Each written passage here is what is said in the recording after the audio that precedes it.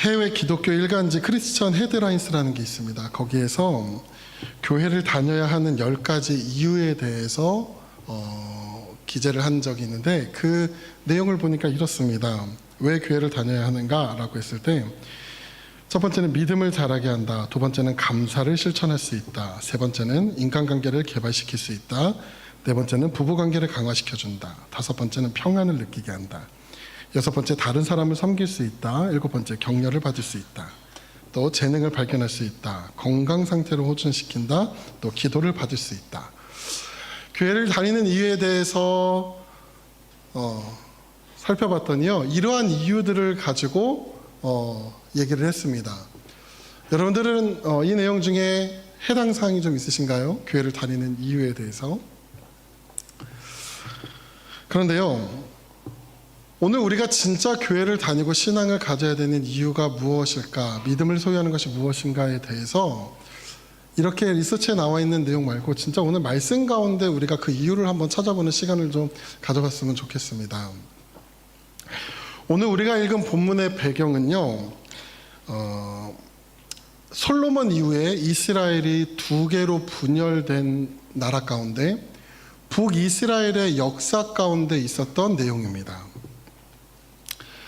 분열 왕국 가운데 북이스라엘의 왕들이 바뀌면서요, 그 왕들이 바뀔 때마다 성경에 보면은 항상 붙는 수식어 하나가 있었습니다. 그것이 무엇이냐면은 하나님 보시기에 악한 왕들이라는 표현입니다.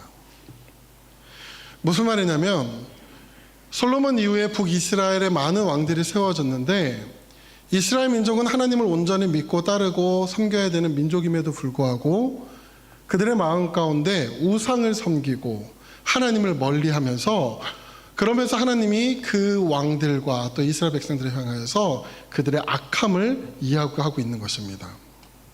그런데 이 왕들 중에서 북이스라엘의 왕 중에서 7번째로 세워진 아합이라는 왕이 있는데, 이 아합이라는 왕에 대한 성경의 평가는 더합니다. 뭐라고 했냐면은 가장 악한 왕이라고 말을 합니다. 그래서 하나님께서 우상을 섬기는 그 악한 왕들, 더군다나 가장 악하였다고 말하는 이 아합 왕 시대에 하나님께서 한 사람의 선지자를 세우시는데 바로 엘리야라는 선지자를 부르시고 세우십니다. 그리고 엘리야를 통하여서 그 악한 세대 가운데 아합 왕 앞에 나가 이렇게 선포하게 합니다. 17장 1절에 보면, 하나님의 살아계심을 두고 맹세하노니 내 말이 없으면 수년 동안 비도 이슬도 내리지 않을 것이다. 이런 선포를 합니다. 이 선포는요, 하나님을 버리고 우상을 섬기던 아합 왕을 향한 도전장과 같은 내용인데, 왜 그러냐면은 아합 왕이 섬기던 이방신, 우상신인 이 바알은 당시 비와 물을 주관하는 신으로서 섬겼습니다. 그런데 이 엘리야가 비도 이슬도 내리지 않겠다라고 말하는 이것은, 너희가 믿는 이 바알 우상은 더 이상 너희를 돕지 못할 것이다. 너희가 믿는 이 바알은 가짜 신이다 라고 말하는 것이고, 그래서 이 선포 가운데 정말로 이스라엘 백성 가운데 진짜 하나님은 누구인지를 보이겠다라고 하는 선포를 하고 있는 것이죠. 여러분들, 이렇게 악한 왕 아합에게 그가 믿는 우상을 조롱하며 이러한 선포를 했을 때, 이제는 그 다음에 나오는 액션은 무언가 싸워나가는 장면이 나와야 됩니다. 그런데 엘리야가 이렇게 멋들어지게 선포한 이후에 하나님은 엘리야를 어떻게 하셨냐면요, 그리시네가로 이 엘리야의 몸을 피신시켜서 숨기십니다. 그리고 그곳에서 아무것도 얻을 수 없는 상황 가운데에 하나님께서 까마귀를 통해 공급해 주시는 떡과 고기를 통해서 생명을 겨우 유지할 수 있게만 해주십니다. 아이러니하지 않습니까?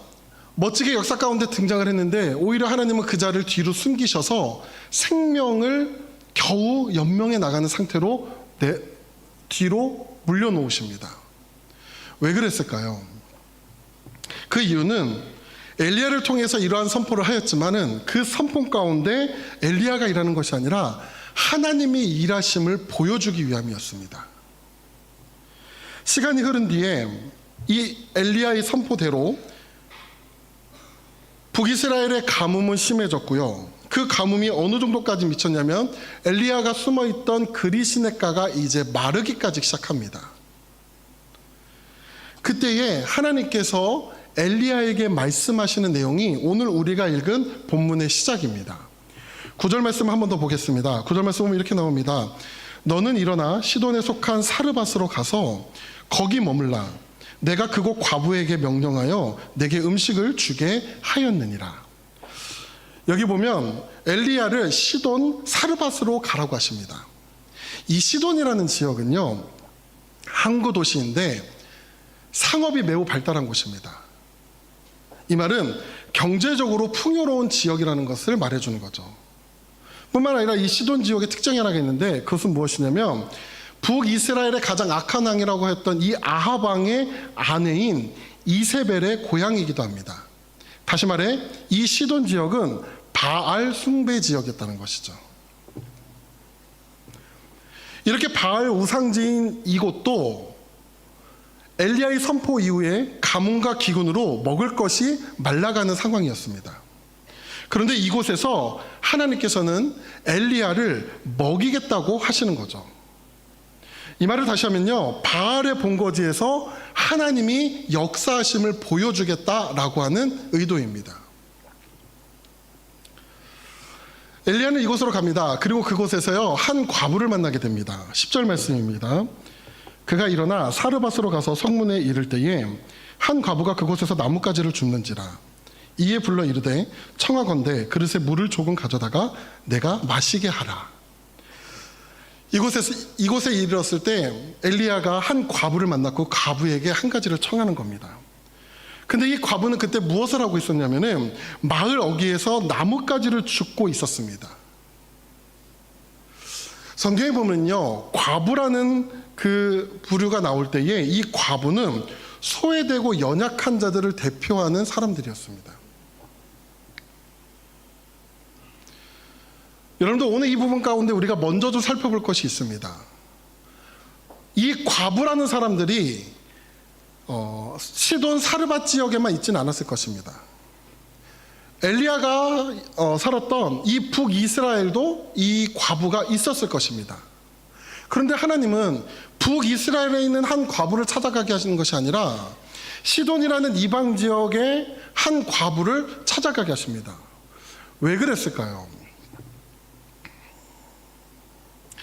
이 시대적인 상황을 보면은요, 아합 왕이 통치하던 이 북이스라엘은 하나님 앞에 불순종하고 있는 상태입니다. 하나님을 버리고 바알 우상을 섬기던 그 악한 시대 가운데에 하나님은 그 구원의 은혜를 이스라엘 민족이 아닌 이방 땅에서 보여주기 위함이죠. 왜냐하면 더 이상 답이 안 보이는 이 이스라엘 백성들이 봐라, 이방 땅에는 구원이 이루어지지 못할 것인데 그곳에서 하나님의 구원이 어떻게 이루어진지를 봐라, 본보기로서 이 이방 지역에서 하나님의 구원을 이스라엘 백성들이 보게 하려는 것입니다. 그리고 그 보물로 인하여서 이스라엘 백성들이 깨닫게 하기 위해서 지금 이 엘리야를 시돈 지역으로 보내신 것입니다. 이곳에서 이 엘리야는 한 과부를 만납니다. 그리고 이러한 청을 합니다. 청하건대 그릇에 물을 조금 가져다가 내가 마시게 하라. 이 말은 이런 거죠. 여자여, 내가 부탁이 있는데 내게 마실 물을 조금 줄 수 있습니까?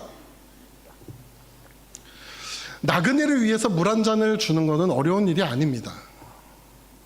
그러나 이 상황을 보면은요, 지금 가뭄으로 인해 물 한 방울조차 귀한 지독한 이 가뭄의 상황 가운데 어떤 한 낯선 남자가 찾아와 과부에게 부탁을 하고 있는 겁니다. 우리가 무언가 부족한 상황 가운데 누군가의 부탁을 들어준다는 것은 쉽지 않습니다. 그럼에도 이 과부는 엘리야의 부탁을 들어주려고 갑니다. 그런데 다시 엘리야가 이 과부를 부릅니다. 11절입니다. 그가 가지러 갈 때에 엘리야가 그를 불러 이르되 청하건대 내 손에 떡 한 조각을 내게로 가져오라. 지금 물을 가지러 가려고 하는데 다시 그 과부를 부르더니 이런 겁니다. 내게 떡 한 조각도 가져다 달라고 요청하는 것이죠. 여러분들 이 상황을 좀 눈치채신 분은 알겠지만은 지금 이 엘리야의 행동이 너무나도 눈치 없는 행동처럼 보이지 않습니까? 지금 가뭄과 기근의 상황 가운데에 이 가난한 과부에게 있어서 이 물 한 그릇, 이 떡 하나가 얼마나 귀할 때입니까?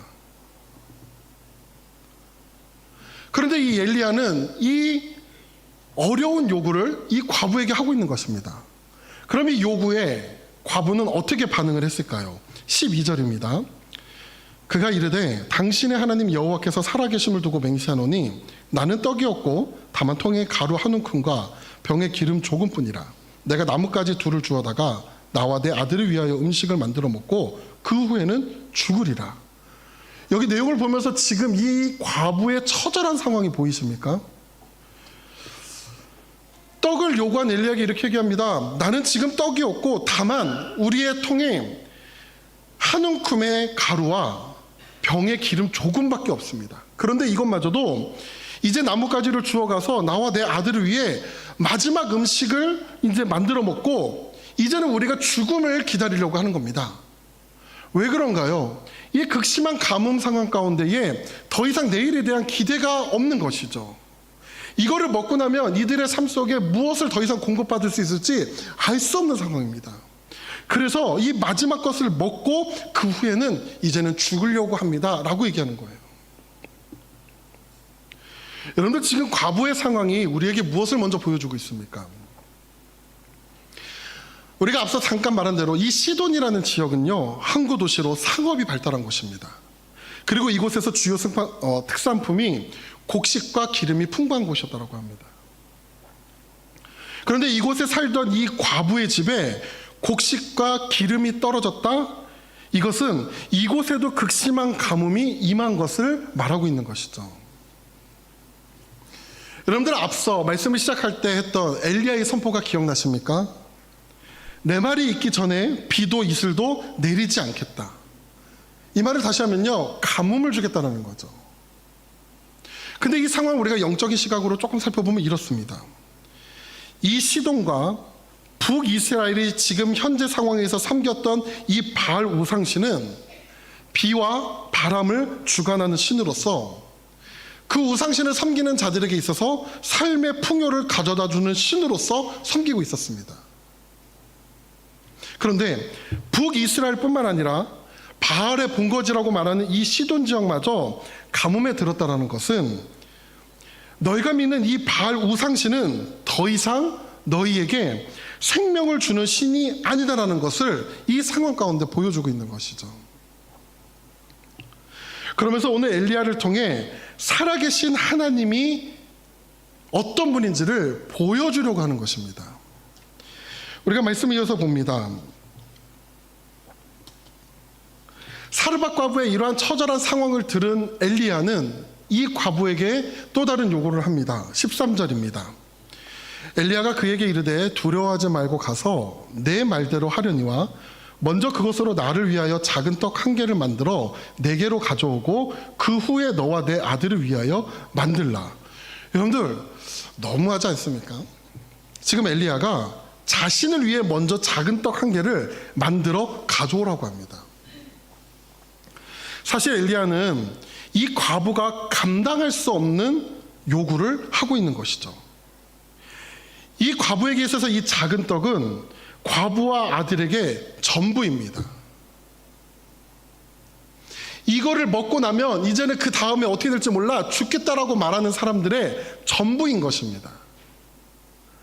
엘리야는 그 과부가 가지고 있는 전부를 자기에게 달라고 요구하고 있는 것이죠. 엘리야는 왜 이렇게 감당할 수 없는 요구를 이 과부에게 하고 있는 것일까요? 여러분, 우리가 하나님을 향하여 믿음과 신뢰가 있다라고 할 때에 우리가 그것을 어떻게 확인할 수 있습니까? 여러분에게는 하나님의 믿음에 대한 신뢰가 있습니까? 한번 여러분들 자문해 보십시오. 있으십니까? 그럼 그것을 어떻게 드러낼 수 있습니까? 우리가 그것을 알 수 있는 한 가지 방법이 있습니다. 그건 뭐냐면은 나의 전부, 다시 말해 내가 가장 소중히 여기는 것을 내가 내려놓고 때로는 하나님 앞에 드릴 수 있을 때 우리는 확인할 수 있습니다. 한 가지 예로 보면요, 아브라함과 이삭의 이야기를 우리가 살펴보는데, 하나님께서 아브라함을 부르시고요, 아브라함의 삶 가운데 하나님께서 약속을 주십니다. 어떠한 약속이냐면은 이제 내가 너를 통해 큰 민족을 이루겠다라는 하나님의 나라의 시작을 약속하십니다. 그럼 여기서 한 가지 질문을 해야 됩니다. 이 아브라함이 하나님의 약속을 품고 그 약속이 이루어질 만한 그만한 깜냥이 되는가? 그만한 자격이 되는가? 하나님은 그 아브라함에 대한 테스트를 무엇을 통해서 하냐면 그에게 주신 아들 이삭을 통해서 하십니다. 이삭은요, 아브라함이 100세에 얻은 자식입니다. 너무나도 귀한 아이죠. 아이를 갖지 못하는 가정에 그 아이가 생겼다는 것은 정말로 세상을 다 얻은 것 같은 보물과 같은 존재잖아요. 그리고요, 이 아들 이삭은요, 아브라함이 생각했을 때에 하나님께서 주신 그 약속이 이제 시작되는 첫 스타트가 바로 이 이삭이 되는 겁니다. 그런데 하나님께서요, 이 이삭을 하나님 앞에 제물로 바치라고 요구하십니다. 여러분들이 아브라함의 심정이라면 이 이삭을 바치실 수 있나요? 제가 아들이 생기고 나서 이 말씀을 볼 때 그 마음이 드는 겁니다. 하나님, 저는 솔직히 자신이 없을 것 같습니다. 왜냐하면 이 아이가 너무나도 예쁘고 너무나도 소중한 걸 이미 알아버린 거예요. 그런데 그렇게 귀한 이 이삭을 하나님께서 바치라고 합니다. 아브라함에게 있어서는 상식적으로 이해가 안 되는 요구이죠. 이 아이를 바치게 되면은 이 아브라함은 모든 것이 끝날 거라는 그 두려움과 염려가 사로잡혔을 것입니다. 그런데 아브라함이 이 아들 이삭을 드리기 위해서 3일 동안 걸어갑니다. 하나님 앞에 드리기 위한 그 장소로 걸어가는 동안에 이 아브라함은 얼마나 고민했겠습니까? 그런데 아브라함이 제단을 쌓고 이 아들 이삭을 제단 위에 결박합니다. 그리고 결단을 내리죠. 그의 손에 칼을 들고 그 아들을 제물로 드리기 위해 칼을 듭니다. 이 칼을 두는 순간에는 이제는 아브라함은 하나님 앞에 이 모든 것을 드린 겁니다. 그리고 그 아들을 죽이려고 할 때에 하나님께서 다급하게 아브라함을 부르시며 이렇게 얘기하십니다. 창세기 22장 10절부터 12절까지의 말씀입니다. 손을 내밀어 칼을 잡고 그 아들을 잡으려 하니 여호와의 사자가 하늘로부터 그를 불러 이르시되 아브라함아 아브라함아 하시는지라.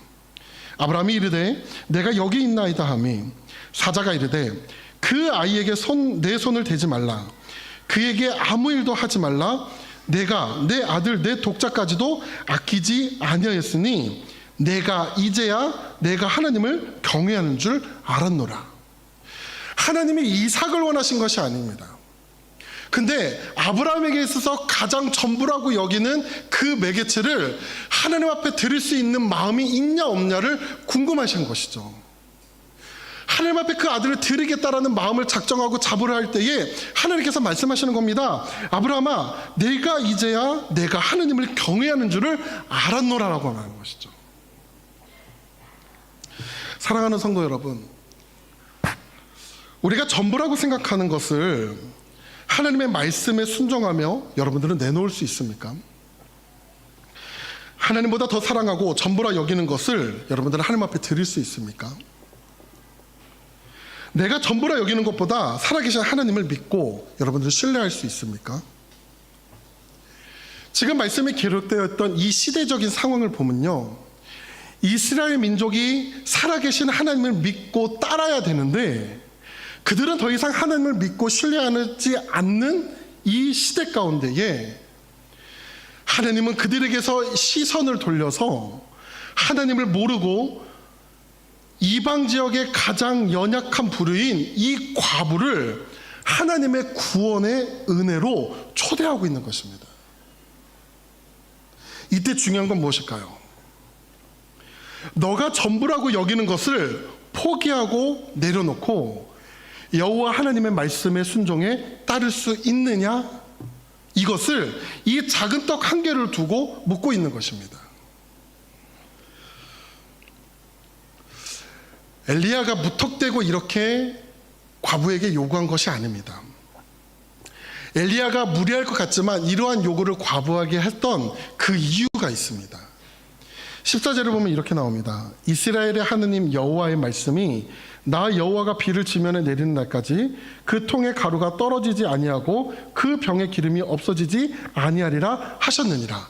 여기 보면은요, 이 땅에 비가 다시 올 때까지, 다시 말하면 이 가뭄이 끝날 때까지 너희 집에 가루와 기름이 없어지지 않을 것이다 라고 말하고 있는 것이에요.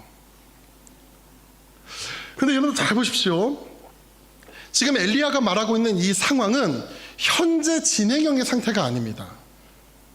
지금 현재 그들의 가루가 채워지고 기름이 채워지는 상태가 아닙니다. 지금 엘리야가 말하고 있는 것은 미래형의 약속입니다.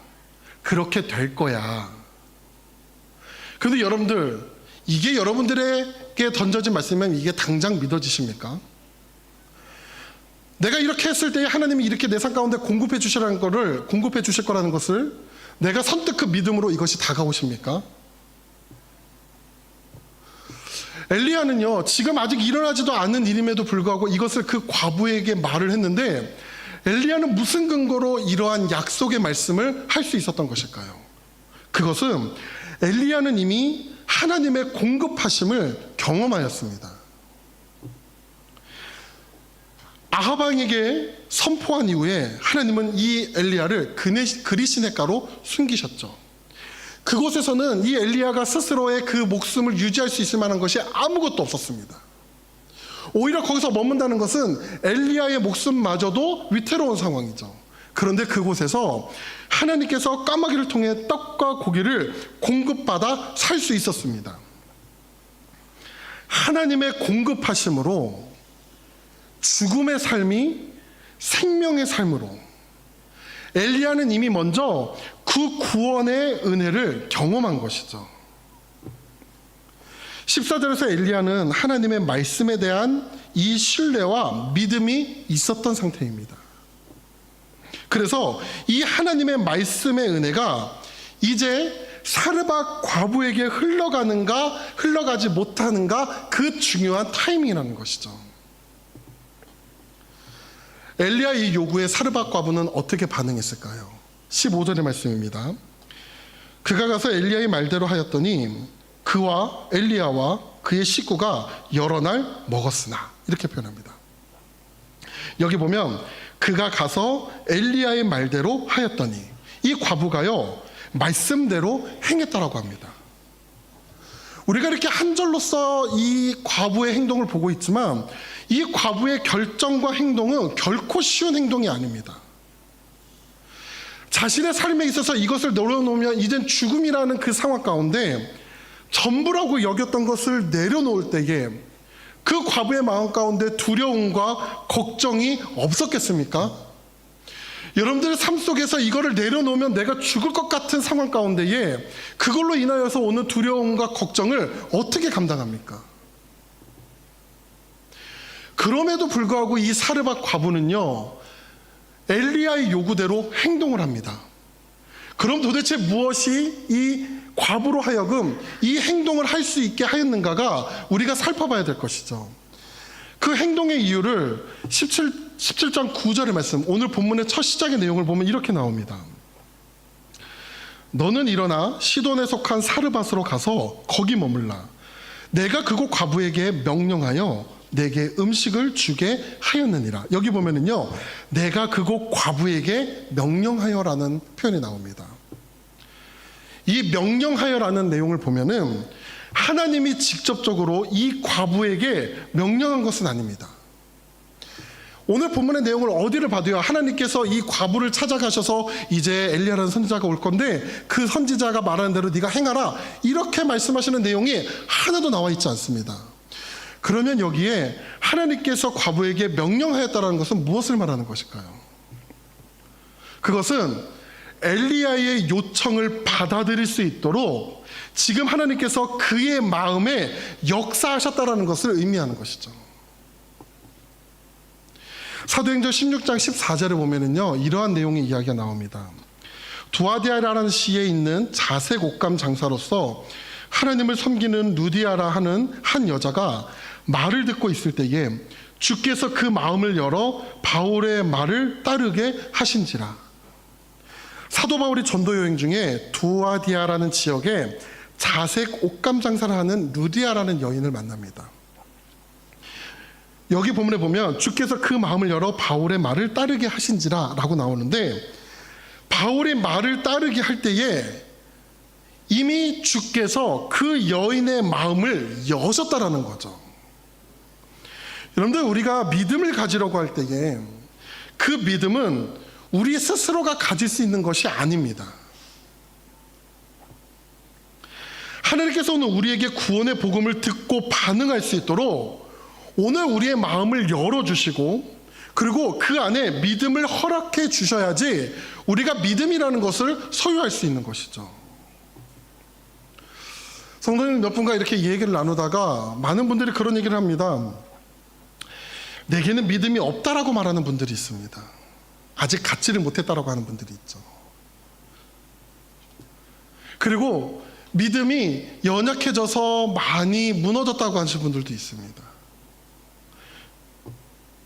근데 여러분들 기억하십시오. 믿음이라는 것은 내가 이뤄가는 것이 아닙니다. 교회를 오래 다녔다고, 기도를 많이 했다고, 성경을 많이 한다고 그래서 그 믿음이라는 것이 내게 생기는 것이 아닙니다. 믿음은 하나님께서 우리가 그 믿음을 소유할 수 있도록 그 은혜를 베풀어 주셔야지만 우리가 그 믿음을 가질 수 있다는 것이죠. 그래서 이 사르밧 과부가 이 엘리야의 요구에 반응할 수 있었던 것은 하나님께서 이미 그에게 찾아가 그 마음을 열어주시고 명령하신 것이죠. 루디아 여인이 이 사도 바울의 말을 듣고 따를 수 있었던 것은 먼저 하나님께서 그 여인의 마음을 여셨기 때문에 그렇다는 겁니다. 오늘 우리에게도 이게 필요합니다. 오늘 하나님께서 내게 믿음을 주실 때에 나의 마음의 문을 여시고 성령께서 임하여 주시어서 오늘 우리의 심령과 우리의 삶 가운데 그 믿음을 허락해 주셔야지 우리가 그 믿음의 은혜를 누릴 수 있다는 것입니다. 오늘 이 자리에도 여러분의 삶 가운데 믿음을 원하시는 분들이 계십니까? 그냥 여러분의 습관적으로 하는 겉모습만 다니는 신앙 생활이 아니라 진짜 하나님을 만나고 진짜 하나님 안의 은혜를 누리고 싶은 그 삶, 그 삶을 누리기 위한 그 은혜를 여러분들 소유하시기를 원하십니까? 혹시 그런 분들이 있으면 가슴에 한번 이렇게 손을 이렇게 얹어 보십시오. 그리고 저를 한번 따라해 보십시오. 하나님, 내게도 복음을 듣고 순종하며 따를 수 있는 믿음을 허락하여 주시옵소서. 믿음을 구해야 됩니다. 오늘 우리가 그 믿음을 소유할 수 있도록 구해야 됩니다. 하나님이 허락하신 그 믿음을 통해 이 여인은 말씀에 순종하였고, 그리고 그것을 따랐을 때에 어떠한 결과가 나타났는지 우리 함께 보겠습니다. 15절 16절입니다. 그가 가서 엘리야의 말대로 하였더니 그와 엘리야가 그의 식구가 여러 날 먹었더라. 여호와께서 엘리야를 통하여 하신 말씀같이 통의 가루가 떨어지지 아니하고 병의 기름이 없어지지 아니한지라. 그 말씀에 순종하여 결단하여 했더니 정말로 엘리야가 말했던 그 은혜가 이 가정 가운데 임했습니다. 통의 가루가 떨어지지 아니하고 병의 기름이 없어지지 아니었다고 합니다. 근데 우리가 여기서 주의 깊게 봐야 될 것이 있습니다. 우리가 믿음을 가지고 살아갈 때에 주어지는 진짜 축복이 무엇인지를 여러분들 고민해야 됩니다. 우리가 믿음을 가지고 살아갈 때 삶의 채우심을 축복으로 바라본다는 것은 이것은 1차적인 것이고 이것은 축복의 부수적인 것입니다. 오늘 이 16절 말씀 가운데 우리가 주목해 볼 부분이 있습니다. 시작 부분에 이렇게 말합니다. 엘리야를 통하여 하신 말씀같이라는 표현이 있습니다. 사르밧 과부에게 주어진 진짜 축복은 무엇인가요? 그것은 하나님께서 말씀으로 역사하신 그 상황을 통해서 그 일을 행하시는 살아계신 하나님을 믿음으로 바라봤다라는 것입니다. 여러분들 오늘 우리에게 믿음이 주어질 때에 그 믿음 속에서 삶의 풍요로움이 채워지는 것이 축복이 아닙니다. 그건 하나님께서 그렇게 하실 수도 있는 것입니다. 세상적인 축복은요, 있다가도 없고 없다가도 있을 수 있는 것입니다. 이것을 우리의 믿음의 축복의 잣대로 삼으면 안 됩니다. 하나님이 믿었더니 병이 나았더라. 하나님께서 믿으시고 믿었더니 사업이 잘 되더라. 부자가 됐다더라. 이것은 하나님이 우리에게 주시는 축복의 핵심이 아닙니다. 그 삶의 역사하신 그 상황을 통해서 살아계신 하나님을 믿음으로 바라보는 것, 이 시선을 갖는 것, 이것이 믿음의 진짜 축복의 핵심이라는 것이죠. 살아계신 하나님을 믿음으로 바라보는 것이 진짜 축복임을 이 사르밧 과부의 마지막 내용을 통해서 우리가 볼 수 있는데, 이 가뭄의 상황 가운데 그 집에 곡식가루와 기름이 없어지지 않은 이 축복의 삶 가운데에 고난과 시련이 찾아옵니다. 17절 말씀입니다. 2일 후에 그 집 주인 되는 여인의 아들이 병들어 증세가 심히 위중하다가 숨이 끊어진지라. 여러분들 기억하시나요? 가뭄 가운데 먹을 것이 없어 이지의 마지막 남은 그 가루로 하나밖에 없는 아들에게 떡을 만들어 먹인 후 그들은 삶을 끝내려고 했습니다. 그때까지만 해도 이 과부에게 가장 소중한 전부는 이 떡 하나였습니다. 그런데 이 과부에게 있어 진짜 전부인 하나밖에 없는 이 아들이 죽게 된 것입니다. 그 상황 가운데 과부는 이렇게 말합니다. 18절입니다. 여인이 엘리야에게 이르되 하나님의 사람이여, 당신이 나와 더불어 무슨 상관이 있기로 내 죄를 생각나게 하고 또 내 아들을 죽게 하려고 내게 오셨나이까. 이 과부는 자신의 아들이 죽은 이유에 대해 자신의 죄가 드러났기 때문이라고 말합니다. 아들의 죽음 가운데 이 과부가 가지고 있었던 생각은요, 이렇습니다. 모든 사람들은 원래 다 죄인인데 다만 하나님께서 관심을 두지 않고 살기에 죄값을 치르지 않고 조용히 살아가고 있다는 것입니다. 그런데 엘리야라는 사람이 자기에게 찾아와서 하나님의 시선이 자기에 쏠려서 자기가 들키지 않았던 죄가 드러났고 그 결과 아들이 그 죄 때문에 죽었다라고 생각하는 겁니다. 이게 맞는 건가요? 이런 겁니다. 지금 이렇게 우리가 모두가 다 죄를 가지고 있는데 사람이 너무 많다 보니까 하나님의 시선이 한 사람한테 두지 못하는 거예요. 그런데 갑자기 하나님이 한 사람에게 딱 꽂힌 거예요. 꽂히다 보니까 그 사람의 죄가 다 보이기 시작한 겁니다. 그러자 하나님께서 그 죄값을 물었다라고 이 여인은 생각하고 있는 거예요. 과부의 이런 생각은 다 맞는 것은 아닙니다. 올바른 하나님에 대한 생각과 죄에 대한 생각은 아니죠. 그런데 이 과부의 내용에서 우리가 중요하게 볼 부분이 있습니다. 그것은 무엇이냐면은 이 아들의 뜻하지 않은 이 죽음 가운데, 즉 자신의 삶 가운데 던져진 이 고난이라는 문제 속에서 이 과부는 무엇을 제일 먼저 발견하고 있냐면은 자신이 죄인이라는 사실을 가장 먼저 발견했다는 것입니다. 많은 사람들이요, 자신의 삶에 문제가 생겼을 때에 그 삶의 문제 속에서 원인을 자꾸 찾으려고 합니다. 내가 무엇 때문에 이렇게 힘든 거야? 내가 누구 때문에 이렇게 힘든 거야? 내가 저 사람 때문에 이렇게 상처받고 있어. 내가 저 일만 아니었으면 이렇게 힘들지 않은데. 지금 자기에게 찾아오고 있는 삶의 고난의 문제를 자꾸 그 원인을 찾으려고 사람들은 발버둥을 칩니다.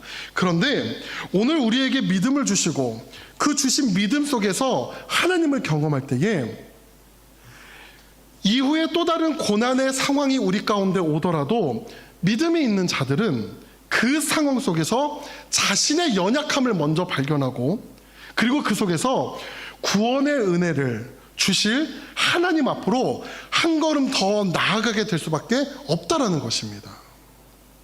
여러분들 오늘 우리에게 믿음을 주셨습니까?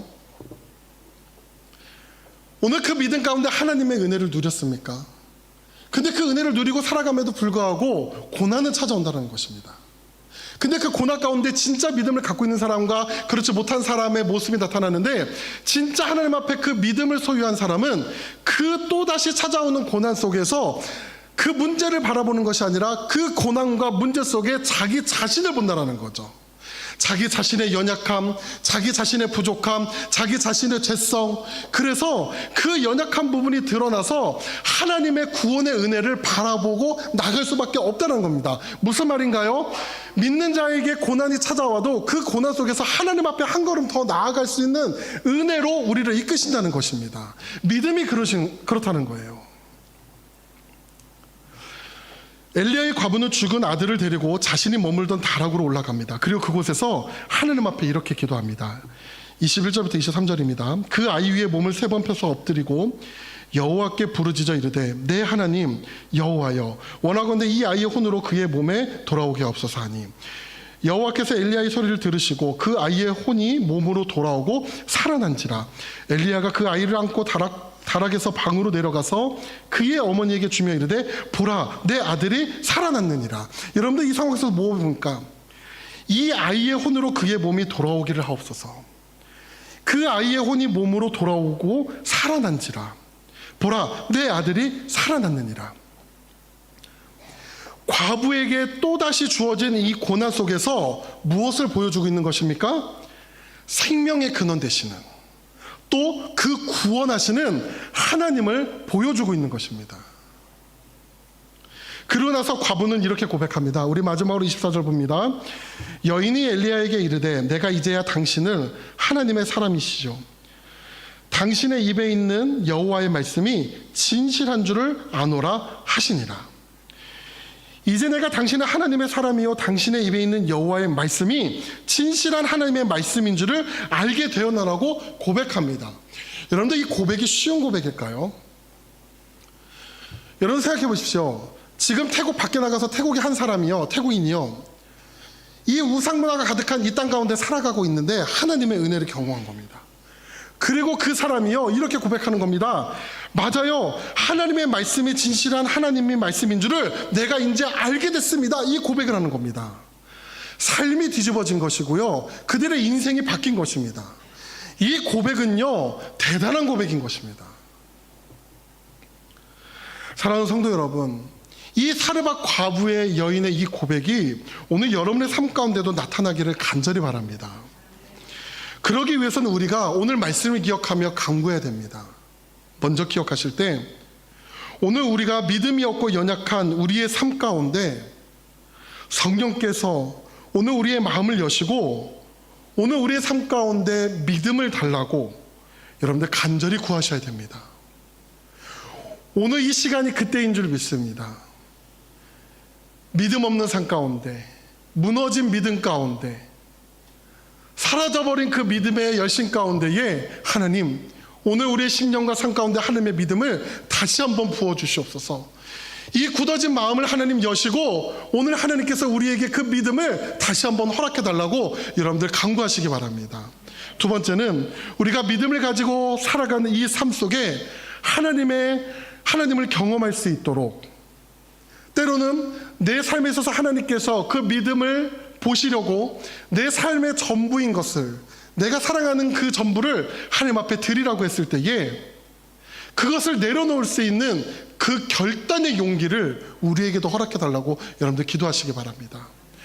그 결단은요 쉽지 않습니다. 성령께서 내 마음을 움직여 주시고 힘을 주셔야지 믿음을 붙들고 삶의 결단을 할 수 있는 것입니다. 오늘 그 결단을 여러분들 사모하시기를 바랍니다. 그리고 살아계신 하나님 앞에 우리의 삶을 살아가는 동안 믿음을 가졌다라고 해서 삶이 순탄치는 않습니다. 또 다른 고난과 더 큰 어려움이 올 수 있습니다.